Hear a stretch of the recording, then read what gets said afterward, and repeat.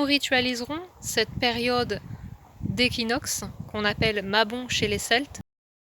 Et surtout, nous allons rentrer dans cette période, dite la période sombre, où les jours raccourcissent, purifiée, c'est-à-dire que nous allons consacrer ce week-end chamanique à faire un nettoyage.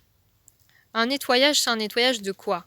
Eh bien, c'est le nettoyage de toutes les énergies lourdes et c'est le nettoyage des entités. Si vous vous demandez comment le chamanisme peut nettoyer notre énergie, je vous invite à lire le livre de Benoît Cholet qui s'appelle Les parasites énergétiques et qui a reçu le prix du livre chamanique l'année dernière. Nous utiliserons les huttes de sudation, de tradition celte pour ma part et de tradition Lakota pour Rémi Rémoussenard. Nous utiliserons les forces des éléments, des êtres de la nature, pour nous aider dans cette purification.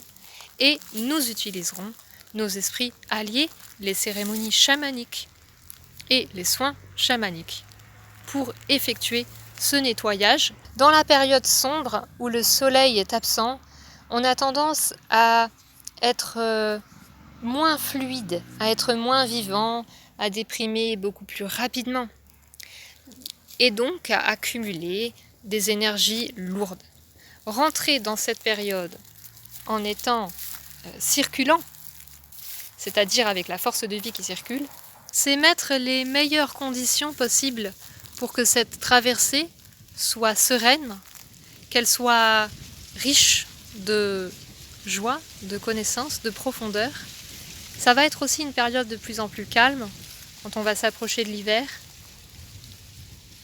mais d'un calme qui soit nourri, qui soit aligné, connecté, et non pas d'un calme qui soit solitude ou mélancolie.